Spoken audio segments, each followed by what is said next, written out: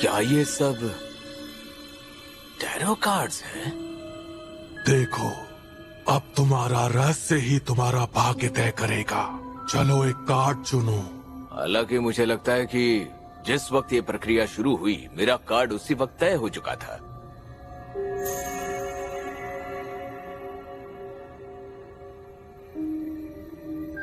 लीजिए, चुन लिया मैंने वो आर्कनम जो मेरे स्टैट्स को निखारेगा। और वो कार्ड है फूल का कार्ड। हाँ, यानी कि भटका हुआ मुसाफिर। पर क्या तुम्हारा मकसद सिर्फ इधर उधर भटकना है या फिर कोई मंजिल भी है?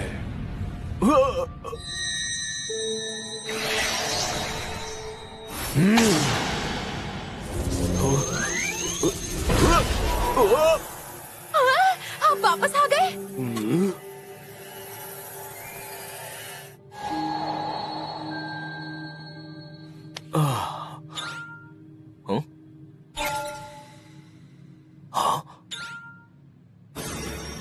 मतलब दोबारा वार करने में आधा वक्त ही लगेगा। 1 मिनट, कहीं मेरा जैकपॉट तो नहीं लग गया ना?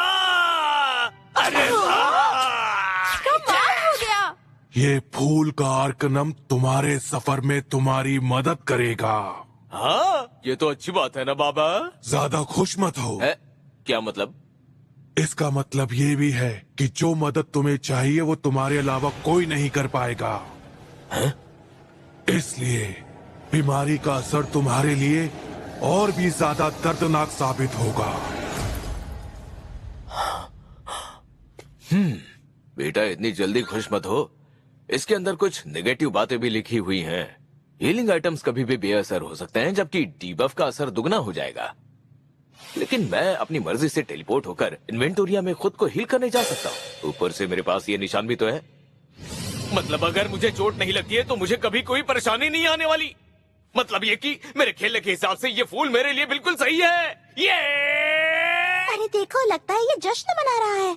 पता था तुम्हें यही कार्ड मिलेगा। क्या तुम्हें पता था?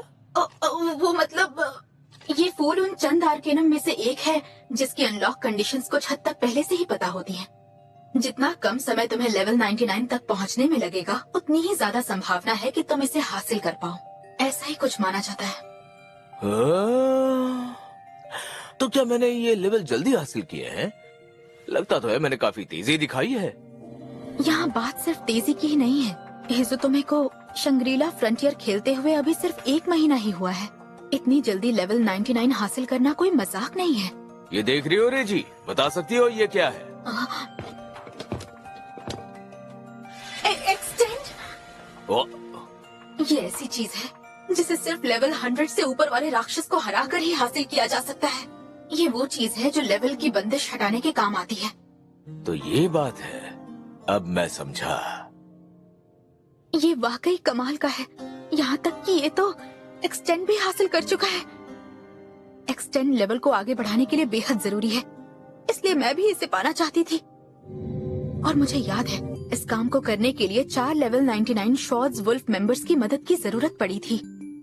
इसे हासिल करना बहुत मुश्किल होता है, लेकिन ये बात भी सच है कि ये मूर्ख कार्ड तुम्हें ही मिलना चाहिए था सुनराकू। 1 मिनट, क्या तुम मुझे बेवकूफ कह रही हो? बताओ। अरे नहीं, हिज़ुतोमे ने आसानी से उन मुश्किल गेम्स को पार कर लिया जिसे बाकी प्लेयर्स को पार करने में सालों लगते।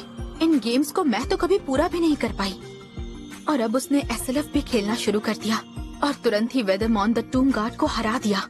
और उसके बाद शैडो वुल्फ को भी। भले ही वो असली नहीं थी, लेकिन उसने एक ही रात में लेकागॉन को हराया, जिसे पकड़ने की कोशिश हम 1 साल से कर रहे थे, और वो भी बिना किसी परेशानी के। अपनी पहली कोशिश में ही उसने ये कर दिखाया। मुझे हैरानी तो बिल्कुल नहीं होनी चाहिए, लेकिन फिर भी हमने ना सिर्फ वो एरिया मिलकर क्लियर किया, बल्कि उस दौरान मैंने हर लम्हा उसके साथ ही बिताया। वो रात भी कितनी हसीन थी। वो रात, ओह नहीं, हम दोनों एक पूरी रात साथ बिता चुके हैं। ये सब अचानक से हो रहा है। कहीं हम ज्यादा तो आगे नहीं बढ़ रहे हैं।